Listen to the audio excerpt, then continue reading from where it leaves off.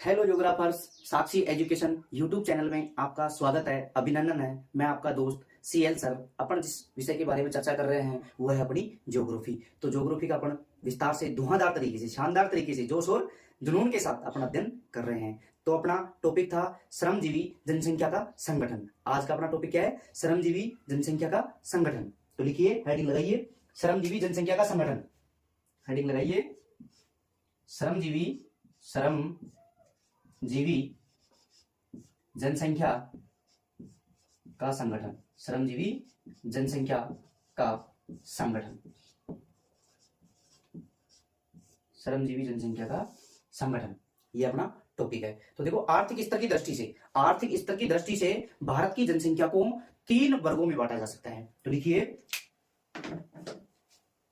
आर्थिक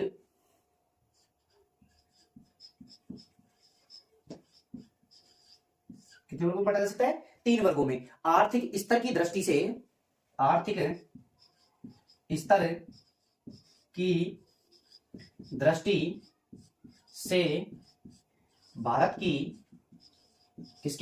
की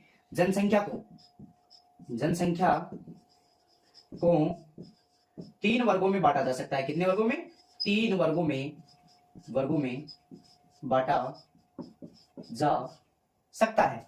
3 वर्गों में बांटा जा सकता है। कितने वर्ग हुए? 3। तो भारत की जनसंख्या को आर्थिक स्तर की दृष्टि से भारत की जनसंख्या को कितने वर्गों में बांट रहे हैं? 3 वर्गों में। अब ये 3 वर्ग कौन कौन से हैं? तो लिखिए, इसमें पहला जो वर्ग है वो है मुख्य श्रमिक। पहला कौन सा है? मुख्य श्रमिक। तो लिखिए, 3 वर्ग हैं जिसमें से पहला है मुख्य श्रमिक। कौन सा श्रमिक? मुख्य श्रमिक। पहला वर्ग हो गया मुख्य श्रमिक। पहला वर्ग कौन सा हो गया? मुख्य श्रमिक। और दूसरा कौन सा हो गया? सीमांत श्रमिक। दूसरा हो गया सीमांत श्रमिक। कौन सा श्रमिक? सीमांत श्रमिक। दूसरा हो गया सीमांत श्रमिक। और तीसरा और अंतिम कौन सा हो गया? पहला कौन सा हो गया? मुख्य श्रमिक। दूसरा हो गया सीमांत श्रमिक। और तीसरा हो गया अश्रमिक। तीसरा कौन सा हो गया? अश्रमिक। इस प्रकार 3 वर्गों में बांटा जा सकता है इसको। अश्रमिक। इस प्रकार ये श्रमिकों के 3 वर्ग हो गए। तो देखो, पहला है मुख्य श्रमिक। मुख्य श्रमिक वह श्रमिक होता है जिसको वर्ष में कम से कम 6 महीने या 183 दिन या 6 महीने रोजगार मिलता है, तो वो कहलाता है मुख्य श्रमिक। अगर 183 दिन से कम काम मिलता है तो वो कहलाता है सीमांत श्रमिक। और बिल्कुल भी काम नहीं मिलता है, खाली रहता है, उसको बोला जाता है अश्रमिक। तो अपन लिखेंगे की परिभाषा। पहले लिखेंगे मुख्य श्रमिक, वह श्रमिक जिसको एक वर्ष में कम से कम, लिखिए, वह श्रमिक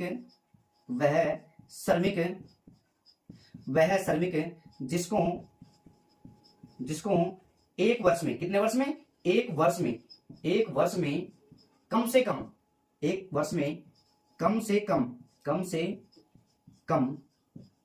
183 दिन या इससे भी अधिक, 183 दिन या इससे अधिक कार्य मिल जाता है या कार्य मिलता है,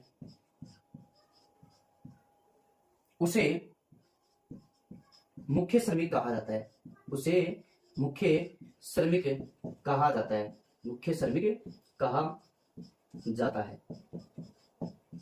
अब मुख्य श्रमिक किसे कहा जाएगा?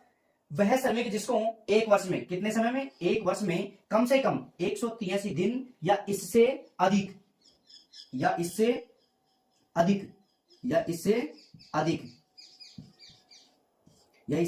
कार्य मिलता है, उसको क्या बोला जाता है? मुख्य श्रमिक। अब बारी आती है सीमांत श्रमिक। 183 दिन या इसको 6 महीने भी कर सकते हैं, तो कोष्टक में लिख लेना लगभग 6 महीने, लगभग 6 माह या इससे अधिक जिस श्रमिक को कार्य मिल जाता है वो श्रमिक कौन सा है? मुख्य श्रमिक। लगभग 6 माह या इससे भी अधिक कार्य जिस व्यक्ति को मिल जाता है वो मुख्य श्रमिक की श्रेणी में आता है। दूसरा है सीमांत श्रमिक। वह श्रमिक, इसमें लिखेंगे वह श्रमिक जिसको एक वर्ष में, कितने वर्ष में? जिसको एक वर्ष में 183 दिन या 183 दिन या 6 महीने से कम कार्य मिलता है उसे सीमांत श्रमिक कहा जाता है। उसे कौन सा श्रमिक कहा जाएगा? सीमांत श्रमिक। उसे सीमांत श्रमिक कहा जाता है। सीमांत श्रमिक कहा जाता है। श्रमिक कहा जाता है।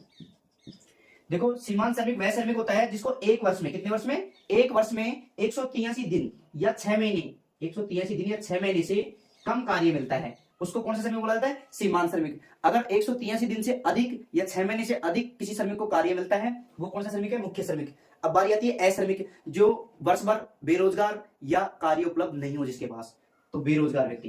देखो, अश्रमिक में आएगा बेरोजगार। कौन आएगा? बेरोजगार।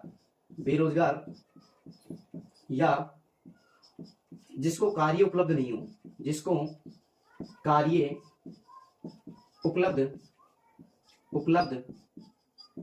नहीं हो, वो कहलाएगा अश्रमिक। तो देखो, अपन ने देखा मुख्य श्रमिक, सीमांत श्रमिक और अश्रमिक। मुख्य श्रमिक वह श्रमिक होता है जिसको एक वर्ष में 183 दिन या उससे भी अधिक काम मिलता है, मुख्य श्रमिक कहलाता है। सीमांत श्रमिक वह श्रमिक जिसको एक वर्ष में 183 दिन से कम कार्य मिलता है, वो सीमांत श्रमिक कहलाता है। और अश्रमिक जो बिल्कुल बेरोजगार रहता है, जिसको कार्य उपलब्ध नहीं हो पाता है, वो अश्रमिकों की श्रेणी में आता है। एक बार इसका स्क्रीनशॉट लो, फिर आगे चलते हैं अपन।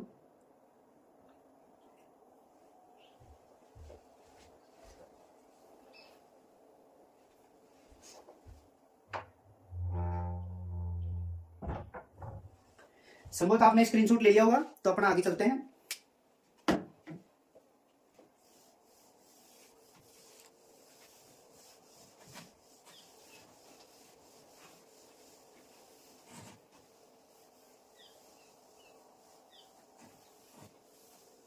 तो हेडिंग लगाइए अगली हेडिंग क्या है? श्रम की प्रतिभागिता दर।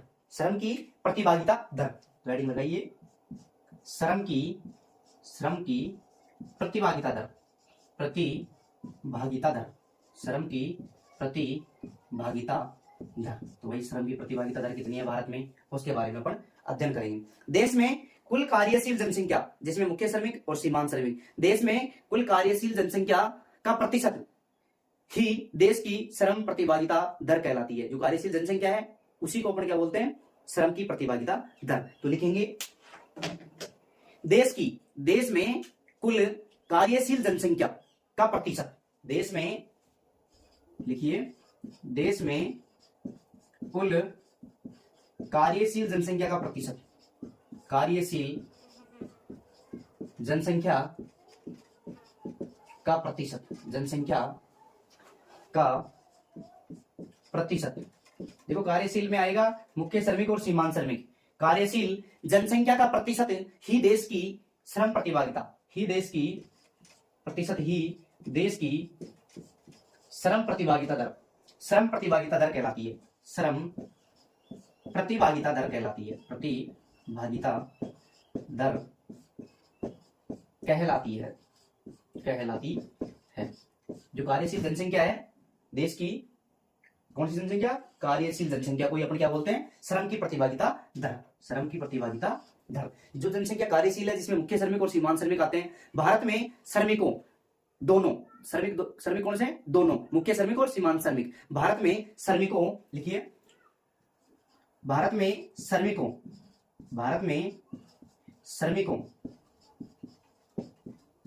दोनों कौन कौन से हो गए? मुख्य श्रमिक और सीमांत श्रमिक। मुख्य श्रमिक और सीमांत श्रमिक मुख्य श्रमिक और सीमांत श्रमिक, ये दो श्रमिकों के वर्ग हैं। कौन कौन से? मुख्य श्रमिक और सीमांत श्रमिक का अनुपात कितना है भारत में? 39.8%। सीमांत श्रमिकों का अनुपात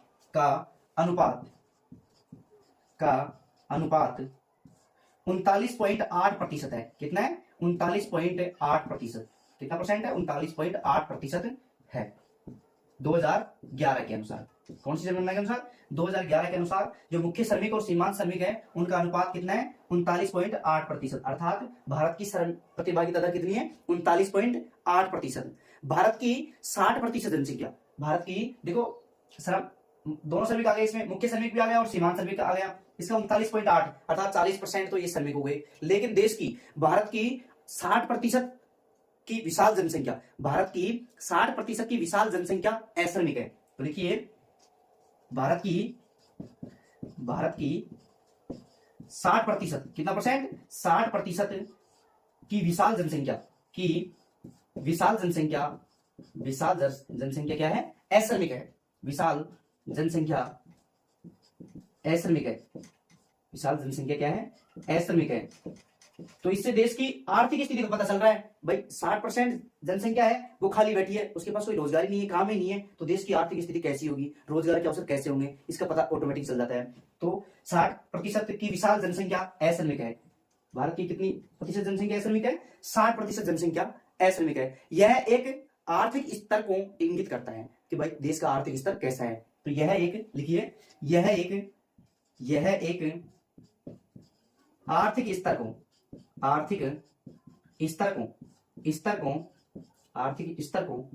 इंगित करता है, आर्थिक स्तर को इंगित करता है। देखो देश के बारे में, जो देश का आर्थिक स्तर है उसके बारे में ये बताता है कि भाई देश में 40%, लगभग 39.8%, लगभग 40% जनसंख्या ही कार्यशील है, जबकि 60% तो खाली बैठी है। तो इससे देश की आर्थिक स्थिति कैसी होगी? तो यह आर्थिक स्थिति को इंगित करता है, जिसमें एक बड़ा अनुपात अश्रमिक जनसंख्या का है। तो जिसमें एक बड़ा अनुपात अश्रमिक जनसंख्या का है। अश्रमिक जनसंख्या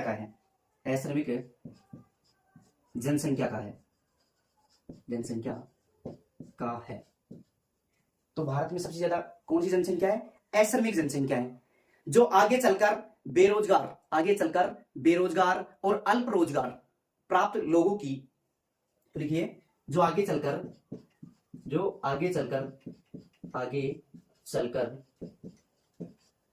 बेरोजगार व अल्प रोजगार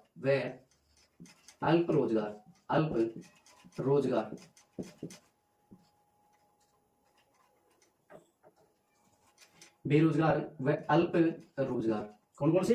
बेरोजगार और एक अल्प रोजगार, बहुत बड़ी संख्या बेरोजगार व अल्प रोजगार प्राप्त लोगों की बड़ी संख्या के होने की, अल्प रोजगार प्राप्त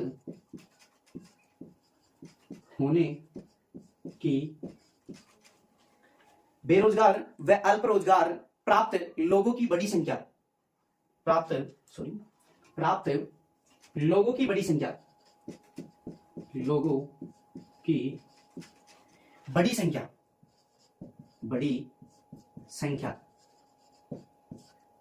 बेरोजगार व अल्प रोजगार प्राप्त लोगों की बड़ी संख्या के होने की संभावना की ओर इशारा करता है, के होने की संभावना की ओर इशारा करता है। बिल्कुल कथन सत्य है, क्योंकि 60% जनसंख्या कैसी है? अश्रमिक है। वो बेरोजगार और अल्प रोजगार प्राप्त लोगों की ओर इशारा करता है कि भाई आने वाले भविष्य में बेरोजगारी बहुत ज्यादा फैल जाएगी, बेरोजगारी नहीं फैलेगी तो अल्प रोजगार हो जाएगा, लोगों को कम रोजगार के अवसर मिल पाएंगे। एक बार आप इसका स्क्रीनशॉट लो, फिर आगे चलते हैं।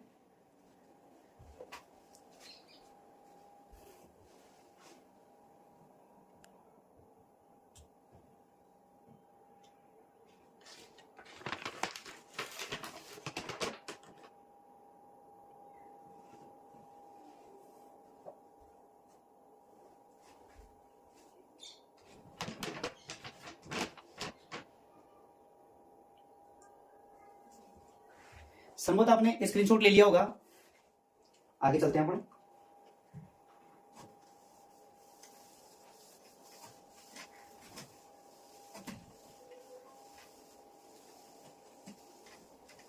देश में 39.8% लोगों को ही रोजगार प्राप्त है। इसके अलावा जो 60% जनसंख्या है वो अश्रमिक है। कैसी है?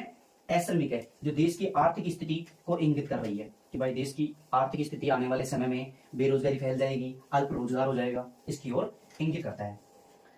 आगे चलते हैं। सर्वाधिक श्रमिक प्रतिशत वाले राज्य। सर्वाधिक श्रमिक कौन से राज्यों में पाए जाते हैं? तो सर्वाधिक श्रमिक प्रतिशत वाले राज्य लिखिए। सर्वाधिक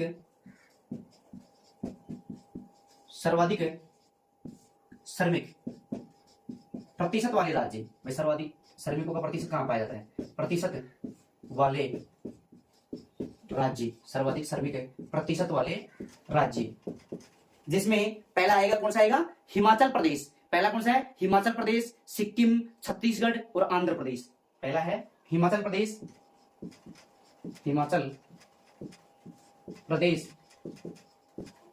सिक्किम, छत्तीसगढ़।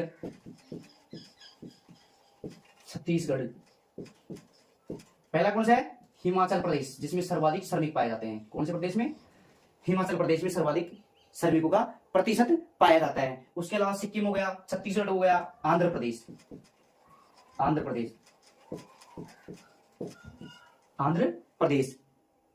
और केंद्र शासित प्रदेशों में तो देख लिए, केंद्र शासित प्रदेशों में दादर और नागर हवेली।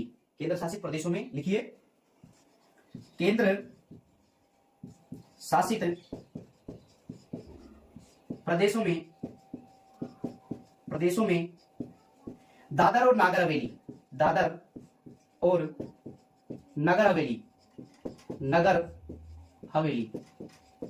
केंद्र शासित प्रदेशों में कौन सा क्षेत्र आ गया? दादर और नागर हवेली तथा दमन और द्वीप तथा, आगे लिख लीजिए, तथा दमन और द्वीप। कौन सा क्षेत्र है? दमन और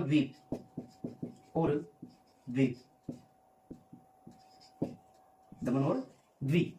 दादर और नागर हवेली और दमन और द्वीप में प्रतिभागिता दर ऊंची है। प्रतिभागिता दर क्या है? ऊंची है। कि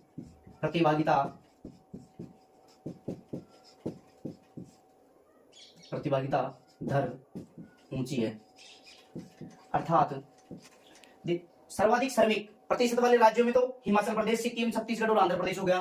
केंद्र शासित प्रदेशों में दादर और नागर हवेली और दमन और दीव, जिसमें जो श्रमिकों की संख्या ज्यादा पाई जाती है।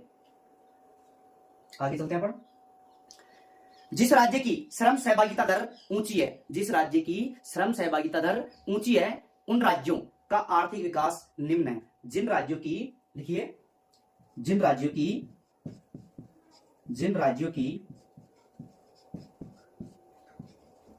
श्रम सहभागिता दर ऊंची है, श्रम सहभागिता दर ऊंची है। जिन राज्यों की श्रम सहभागिता दर ऊंची है, उन राज्यों का आर्थिक विकास निम्न है। उन राज्यों का आर्थिक विकास, कौन सा विकास? आर्थिक विकास कैसा है? निम्न है। देखो, जिन राज्यों की श्रम सहभागिता दर कैसी है? ऊंची है, जहां लोग श्रमिक ज्यादा हैं, तो वो कौन सा कार्य करेंगे? प्राथमिक कार्य करेंगे, अपने जीवन निर्वाह के लिए कृषि का काम करेंगे, जिसका स्वयं उपभोग कर लेंगे, तो आर्थिक दृष्टि से वो निम्न रहेंगे। तो उनका आर्थिक विकास कैसा होगा? निम्न होगा। एक बार इसका स्क्रीनशॉट लो, फिर आगे चलते हैं।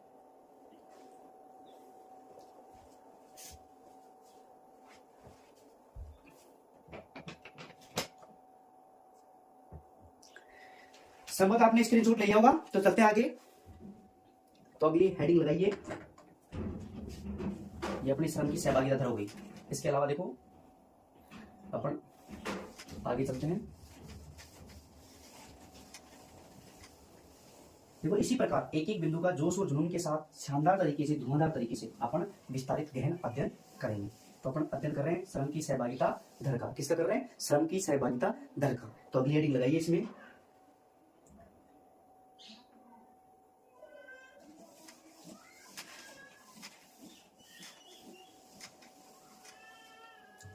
अगली हेडिंग लगाइए, भारत में श्रमजीवी जनसंख्या का प्रतिशत। तो लिखिए, भारत में कौन से देश में? भारत में श्रमजीवी जनसंख्या का प्रतिशत, श्रमजीवी जनसंख्या का प्रतिशत, श्रमजीवी जनसंख्या का प्रतिशत।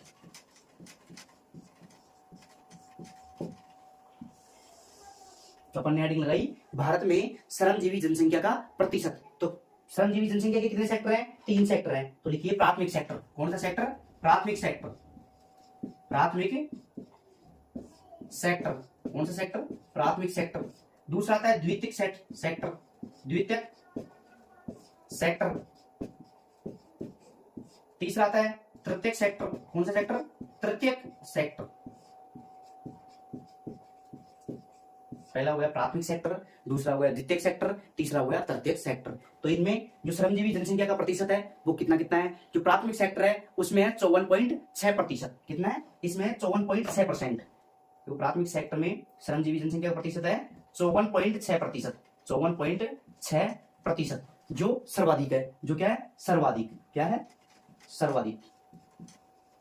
सर्वाधिक प्रतिशत है प्राथमिक सेक्टर का 54.6%, 54.6%। उसके बाद आता है द्वितीयक सेक्टर जो विनिर्माण उद्योगों से संबंधित है, उसमें आता है अपना 3.8%। कितना आता है? 3.8%। द्वितीयक सेक्टर में आएगा 3.8%। जो ये सेक्टर है द्वितीयक सेक्टर, इसमें श्रमजीवी जनसंख्या का अनुपात बहुत ही कम है, अर्थात न्यूनतम। न्यूनतम अर्थात न्यूनतम। न्यूनतम श्रमजीवी जनसंख्या कौन से सेक्टर में? द्वितीयक सेक्टर में, जो विनिर्माण या उद्योग सेक्टर से संबंधित है। वो लास्ट और अंतिम आता है तृतीयक सेक्टर। तृतीयक सेक्टर में जो श्रमजीवी जनसंख्या है उसका अनुपात कितना है? 41.6%। कितना है? 41.6%। 41.6%। 41.6%। तो इस प्रकार ये अपनी श्रमजीवी जनसंख्या का प्रतिशत हो गया। क्या हो गया? श्रमजीवी जनसंख्या का प्रतिशत। तो अगर प्रश्न आ जाए श्रमजीवी जनसंख्या का प्रतिशत सर्वाधिक कौन से सेक्टर में है, तो प्राथमिक सेक्टर में, और सबसे कम द्वितीयक सेक्टर में 3.8%। आगे लिखिए पुरुष श्रमिकों की संख्या, पुरुष श्रमिकों की संख्या स्त्री श्रमिकों की संख्या में, पुरुष श्रमिकों की संख्या स्त्री श्रमिकों की संख्या में तीनों सेक्टरों में अधिक है। देखो पुरुष श्रमिकों की संख्या, पुरुष श्रमिकों की संख्या, पुरुष श्रमिकों की संख्या स्त्री श्रमिकों की संख्या से, स्त्री श्रमिकों की संख्या से, श्रमिकों की संख्या से तीनों सेक्टरों में, तीनों सेक्टर कौन कौन से हो गए? प्राथमिक, द्वितीयक और तृतीयक सेक्टर। तीनों सेक्टरों में, तीनों सेक्टरों पुरुष श्रमिकों की संख्या, कौन से श्रमिकों की? पुरुष श्रमिकों की संख्या स्त्री श्रमिकों की संख्या, स्त्री श्रमिकों की संख्या से तीनों सेक्टरों में क्या है? अधिक है। सर्वाधिक कौन कार्य कर रहे हैं? पुरुष अधिक हैं, अधिक हैं। देखो तीनों सेक्टरों में सर्वाधिक संख्या किसकी है? पुरुषों की है। किसकी है? पुरुषों की है। भारत में कृषि सेक्टर में श्रमिकों के अनुपात में उतार दिखाई देता है। तो लिखिए भारत में कृषि सेक्टर में, भारत में कृषि सेक्टर के श्रमिकों के अनुपात में, भारत में कृषि सेक्टर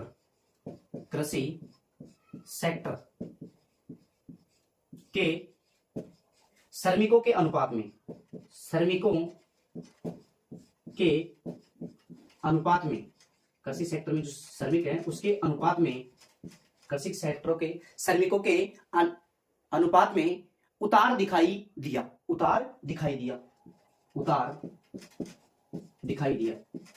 क्योंकि पहले लोग प्राथमिक सेक्टर में ज्यादा काम करते थे, अब धीरे धीरे लोगों की संख्या कम हो गई, दिखाई दिया। क्योंकि शिक्षा का स्तर बढ़ गया, उच्च तकनीकी का स्तर बढ़ गया, विनिर्माण उद्योगों का विकास हो गया। इस वजह से जो कृषि सेक्टर में जो श्रमिक काम कर रहे थे, जो पहले के अनुपात में अब उनका स्तर घट गया है। तो पहले का अनुपात 2001, देखो 2001 में और 2011 में, वर्तमान में कौन सा आंकड़े आए हैं? 2011 वाले। तो देखो 2001 में तो जो प्राथमिक कृषि सेक्टर में जो श्रमिक काम करते थे उनका अनुपात कितना है? उनका अनुपात था 58.2%। उनका अनुपात कितना है? 58.2%। देखो पहले था 58.2%, लेकिन 2011 में कृषि सेक्टर में जो श्रमिक काम कर रहे थे उनका अनुपात घट गया। उसके अनुपात में क्या हुआ? उतार हुआ, अर्थात उसका अनुपात घट गया। कितना हुआ? 54.6%। देखो अब हो गए, पहले 58.2 थे, अब हो गए 54.6%। अर्थात ये प्राथमिक सेक्टर में या कृषि कार्य में जो संलग्न लोग थे या श्रमिक थे, उनकी संख्या में गिरावट दर्ज हुई है। एक बार स्क्रीनशॉट लो, फिर आगे चलते हैं।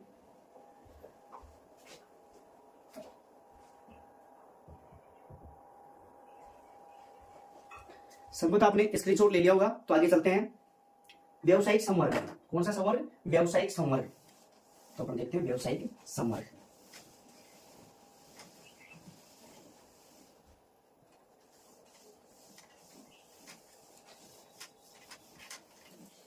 तो हेडिंग लगाइए व्यावसायिक संवर्ग, हेडिंग लगाइए व्यावसायिक संवर्ग।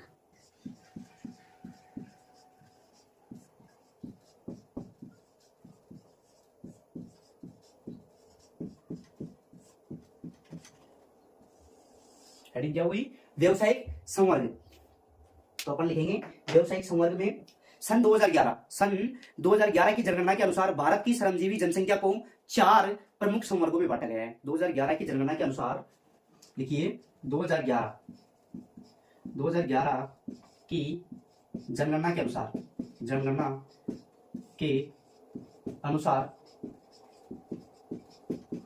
भारत की जनसंख्या को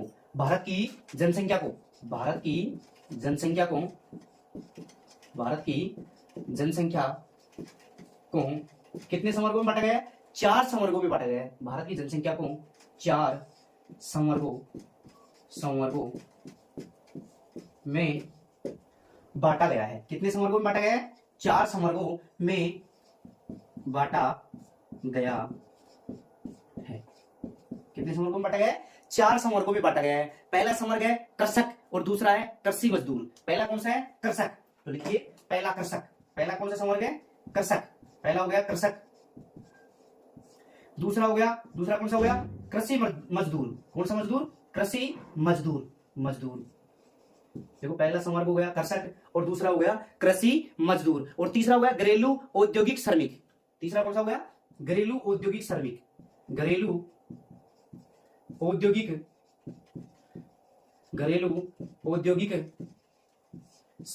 तीसरा कौन सा हो गया? घरेलू औद्योगिक श्रमिक। और चौथा कौन सा हो गया? अन्य। चौथा कौन सा हो गया? अन्य श्रमिक। चौथा कौन सा हो गया? अन्य श्रमिक। चौथा हो गया अन्य श्रमिक।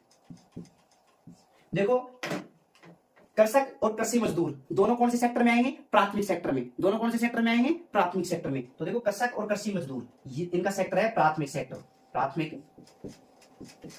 ये प्राथमिक सेक्टर से संबंधित है, कृषक और कृषि मजदूर प्राथमिक सेक्टर। घरेलू औद्योगिक श्रमिक, जो उद्योगों से संबंधित श्रमिक है, वो कौन से सेक्टर में आएंगे? द्वितीयक सेक्टर में। कौन से सेक्टर में? द्वितीयक सेक्टर में। और लास्ट और अंतिम है अन्य श्रमिक, इसमें आएंगे तृतीयक सेक्टर के श्रमिक। कौन से सेक्टर के? तृतीयक सेक्टर के श्रमिक। तृतीयक सेक्टर, इसमें आएगा तृतीयक सेक्टर। तो इस प्रकार ये अपने चार संवर्ग हो गए। कितने संवर्ग हो गए? 4 संवर्ग हो गए। एक बार इसका स्क्रीनशॉट लो, फिर आगे चलते हैं।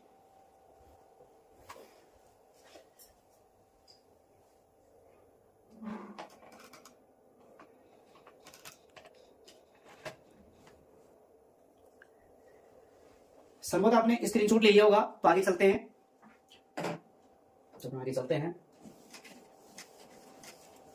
ये अपने 4 संवर्ग हो गए कंप्लीट। इसी प्रकार एक एक बिंदु का जोश और जुनून के साथ, शानदार तरीके से, धुआंधार तरीके से, गहनता के साथ अपन विस्तारित अध्ययन करेंगे। कैसा अध्ययन करेंगे? विस्तारित अध्ययन करेंगे। इस प्रकार संभावना ये रहेगी कि जो अब की बार जो एग्जाम होगी उसमें से 99.99% अपने नोट्सों से बाहर नहीं आएगा, बिल्कुल भी नहीं आएगा। बेझिझक आप विश्वास करके मेरे साथ पढ़ सकते हैं। तो अगली हेडिंग लगाइए। इसके बाद देखो देश के विभिन्न सेक्टरों में श्रम सहभागिता दर की स्थानिक भिन्नता। देश के विभिन्न सेक्टरों में, लिखिए देश के विभिन्न सेक्टरों में, देश के विभिन्न सेक्टरों में, देश के विभिन्न, देखो देश के विभिन्न सेक्टरों में श्रम सहभागिता दर की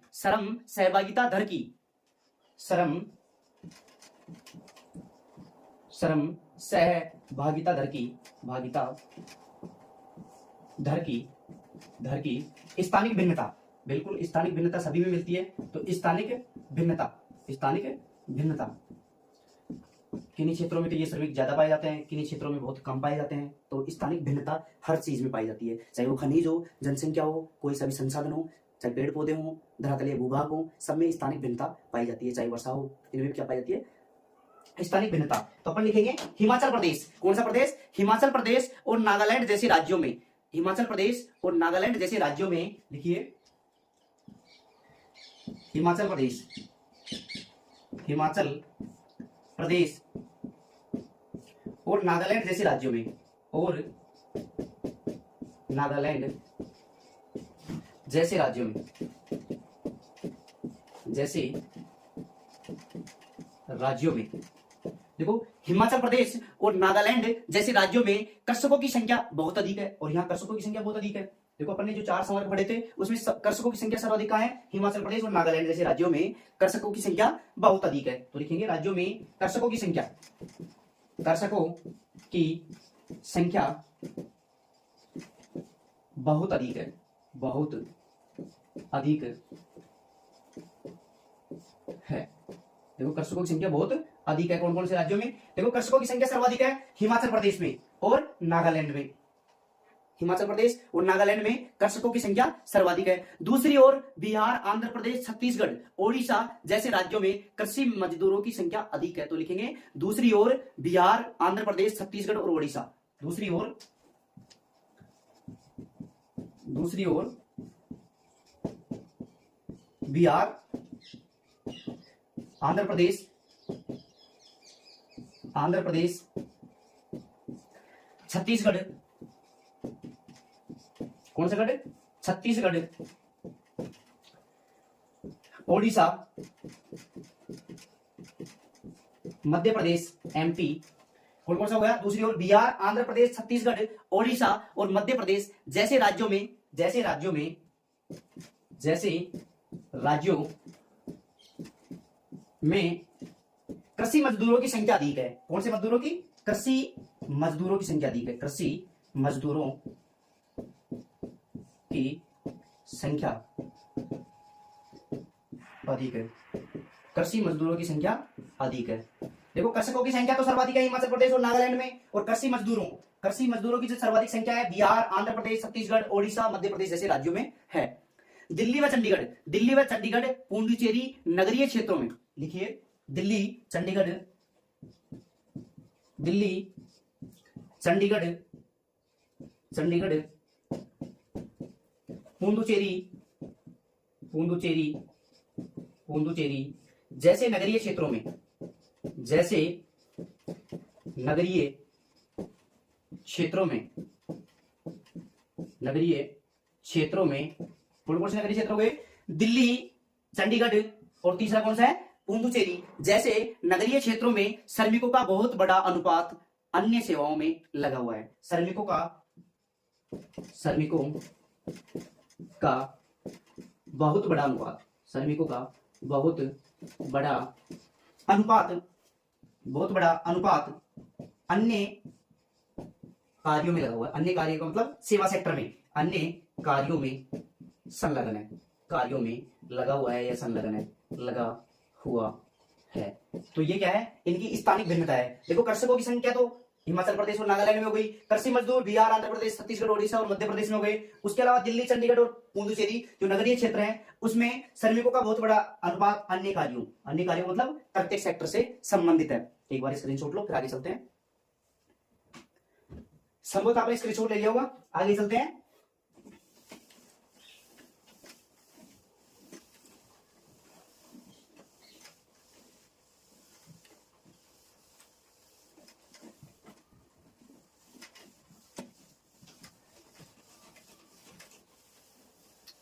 देखो इसी प्रकार अपन एक एक बिंदु का विस्तारित अध्ययन करेंगे ताकि अपना एक भी प्रश्न एग्जाम में बाहर नहीं जाए। तो अपन अगली हेडिंग डालेंगे, अगली हेडिंग क्या लगाएंगे? बेटी बचाओ बेटी पढ़ाओ, बेटी बचाओ बेटी पढ़ाओ अभियान। बेटी बचाओ बेटी बचाओ बेटी पढ़ाओ, बेटी पढ़ाओ बेटी बचाओ बेटी पढ़ाओ। इस अभियान की आवश्यकता क्यों पड़ी, तो इस अभियान के बारे में अपन विस्तारित अध्ययन करेंगे। कौन से अभियान के बारे में? बेटी बचाओ बेटी पढ़ाओ। समाज का विभाजन पुरुष, महिला और ट्रांसजेंडर के रूप में माना जाता है। देखो समाज का विभाजन, लिखिए समाज का विभाजन, समाज का विभाजन तीन रूपों में विभाजन, तीन रूप कौन कौन से हुए? समाज का विभाजन पुरुष, महिला और ट्रांसजेंडर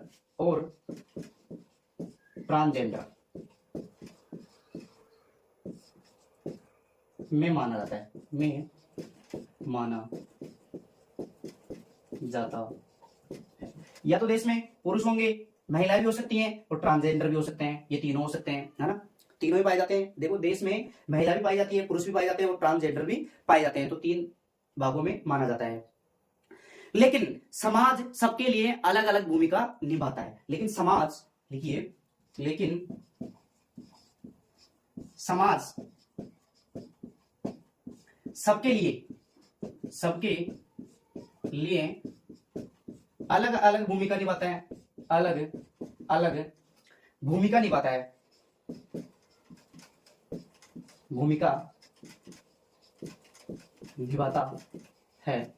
अर्थात बेटे बेटियों में फर्क महसूस करता है समाज, बाकी ये नहीं करना चाहिए। तो देखो समाज जो ये तीनों लिंग हैं, इनमें लिंग के प्रति भेदभाव को अपनाता है। इसीलिए जो लिंग के प्रति जो भेदभाव अपनाया गया समाज में, इसीलिए सरकार द्वारा बेटी बचाओ बेटी पढ़ाओ अभियान की शुरुआत की गई थी। आगे लिखिए, लिंग आधारित भेदभाव, किसके आधारित? लिंग आधारित भेदभाव के फलस्वरूप सामाजिक भेदभाव, लिखिए लिंग आधारित भेदभाव, लिंग आधारित भेदभाव, लिंग आधारित भेदभाव के फलस्वरूप देश में सामाजिक भेदभाव, देश में सामाजिक भेदभाव, कौन सा भेदभाव? सामाजिक भेदभाव, सामाजिक भेदभाव, अलगाव, देश में सामाजिक भेदभाव, अलगाव जैसी समस्याएं उत्पन्न होने लग जाती हैं तथा सामाजिक भेदभाव, अलगाव तथा बहिष्कार का आधार बन जाती है, तथा बहिष्कार का, तो लिखिए तथा बहिष्कार का। कई बार तो बेटियों का या लड़कियों का कन्या भ्रूण हत्या करवा दी जाती है, उनका बहिष्कार कर दिया जाता है, तथा बहिष्कार का कारण बन जाती है, क्योंकि जो समाज में लोग रहते हैं वो लिंग के आधार पर भेदभाव करते हैं, ये लड़का है, ये लड़की है, ये ट्रांसजेंडर है, इस वजह से उनमें भेदभाव करते हैं, उनके खान पान में भी अंतर रखते हैं, पढ़ाई लिखाई में भी अंतर रखते हैं, और कई बार तो उनका बहिष्कार भी कर देते हैं, तो बहिष्कार का कारण बन जाती है। तो लिंग आधारित भेदभाव नहीं करना चाहिए। जो लिंग आधारित भेदभाव हो रहा था समाज में, इस वजह से गवर्नमेंट ने बेटी बचाओ बेटी पढ़ाओ अभियान लागू किया। लिंग आधारित भेदभाव एक वैश्विक चुनौती है, ये एक ही देश में नहीं है, पूरे विश्व भर में है। लिंग आधारित भेदभाव वैश्विक चुनौती है, लिखिए लिंग आधारित भेदभाव, लिंग आधारित भेदभाव कैसी चुनौती है? वैश्विक चुनौती है। भेदभाव वैश्विक चुनौती है। देखो लिंग आधारित जो भेदभाव हो रहा है वो कैसी चुनौती है? वैश्विक चुनौती है, जिसको संयुक्त राष्ट्र विकास कार्यक्रम ने संज्ञान में लिया। जिसको किसने संज्ञान में लिया? जिसको संयुक्त राष्ट्र विकास कार्यक्रम, संयुक्त राष्ट्र विकास कार्यक्रम, संयुक्त राष्ट्र विकास कार्यक्रम यूएनडीपी ने संज्ञान में लिया कि देश में जो भेदभाव हो रहा है लिंग के आधार पर, उसके आधार पर अपन बेटी बचाओ बेटी पढ़ाओ अभियान चलाएंगे। तो यूएनडीपी ने संज्ञान में लिया। तो कौन सी संस्था है जिसने संज्ञान में लिया था? संयुक्त राष्ट्र विकास कार्यक्रम, जिसको क्या बोला जाता है? यूएनडीपी। शॉर्ट रूप से क्या बोला जाता है? यूएनडीपी ने संज्ञान में लिया। एक बार इसका स्क्रीनशॉट लो, फिर आगे चलते हैं। संभवत आपने स्क्रीनशॉट ले लिया होगा, तो आगे चलते हैं बेटी बचाओ बेटी पढ़ाओ अभियान की ओर।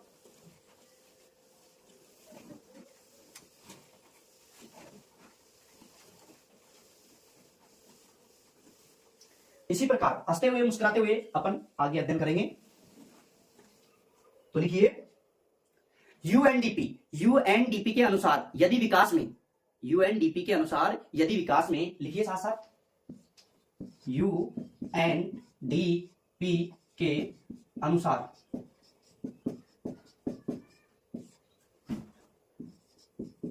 यूएनडीपी के अनुसार यदि यूएनडीपी के अनुसार यदि विकास में सभी जेंडर सम्मिलित नहीं है तो ऐसा विकास लुप्तप्राय है। सभी विकास में सभी जेंडर सम्मिलित नहीं है, अगर सभी जेंडर सम्मिलित नहीं है तो ऐसा विकास कैसा है? लुप्तप्राय। विकास लुप्तप्राय है। यूएनडीपी ने यह कथन बिल्कुल वेरी मोस्ट कहा है, यह कथन पूछा जा सकता है। यूएनडीपी के अनुसार यदि विकास में सभी जेंडर, पुरुष, स्त्री और नपुंसक, तीनों सभी जेंडर सम्मिलित नहीं है तो ऐसा विकास कैसा समझाएगा? लुप्तप्राय समझा जाएगा। कैसे समझाया जाएगा? लुप्तप्राय समझा जाएगा। ये बिल्कुल वेरी इंपॉर्टेंट परिभाषा है इसकी। आगे चलते हैं। देखो, जेंडर के आधार पर भेदभाव मानवता के प्रति एक अपराध है। जेंडर के आधार पर भेदभाव, लिखिए, जेंडर के आधार पर भेदभाव, जेंडर के आधार पर भेदभाव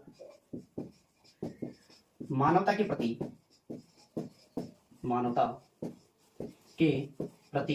क्या है? अपराध है। मानवता के प्रति अपराध है। अगर लिंग के आधार पर कोई भेदभाव कर रहा है तो मानवता के प्रति अपराध है। इसलिए सभी के लिए शिक्षा, रोजगार, इसलिए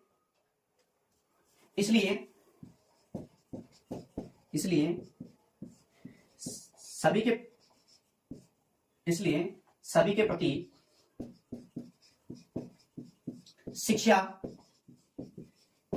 रोजगार, समान कार्य के लिए समान वेतन, समान कार्य के लिए समान वेतन, राजनीति में भी समान महत्व, समान कार्य के लिए समान महत्व, राजनीतिक प्रतिनिधित्व में भी समान अवसर, राजनीतिक प्रतिनिधित्व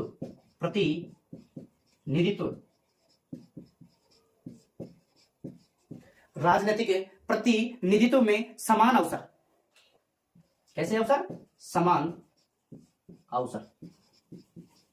देखो, शिक्षा के लिए भी समान अवसर होने चाहिए, लिंग के आधार पर भेदभाव नहीं होना चाहिए, शिक्षा समान रूप से उपलब्ध होनी चाहिए, रोजगार भी समान रूप से उपलब्ध होना चाहिए, उसके अलावा जो समान कार्य के लिए समान वेतन भी मिलना चाहिए, और राजनीतिक भागीदारियों में या राजनीतिक प्रतिनिधित्व में भी उनका समान योगदान होना चाहिए। समान कार्य के लिए समान वेतन और स्वाभिमान के साथ जीने का अधिकार भी होना चाहिए। स्वाभिमान के साथ जीने का अधिकार भी मिले, स्वाभिमान के साथ जीने का।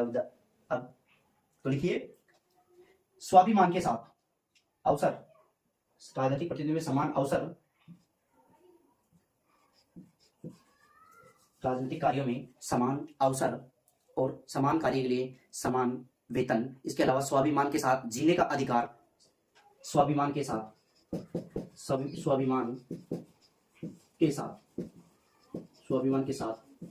सभी को जीने का अधिकार मिले, जीने का अधिकार मिले। इसलिए तो बेटी बचाओ बेटी पढ़ाओ अभियान चालू किया गया था, अधिकार मिले।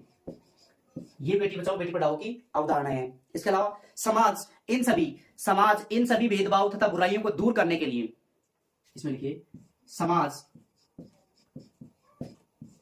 इन सभी भेदभाव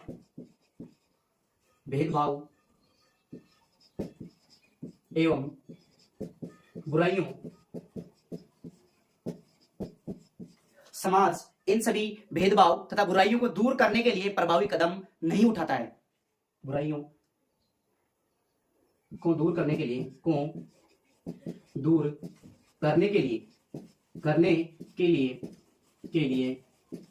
प्रभावी कदम नहीं उठाता है। प्रभावी कदम नहीं उठाता है तो वो एक सभ्य समाज नहीं है।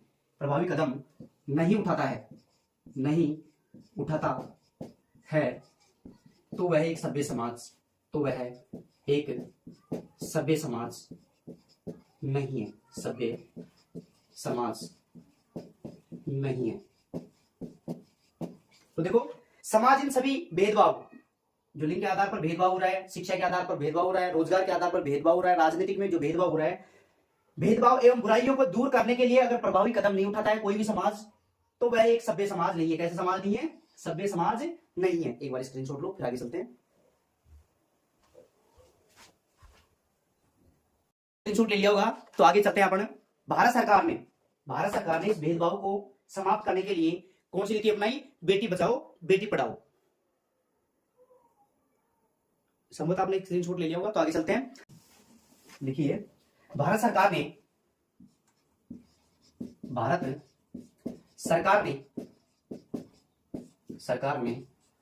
इन भेदभावों से होने वाले दुष्प्रभावों, भेदभावों से होने वाले कौन से प्रभाव? दुष्प्रभावों। भारत सरकार ने इन भेदभावों से होने वाले दुष्प्रभावों की ओर ध्यान रखते हुए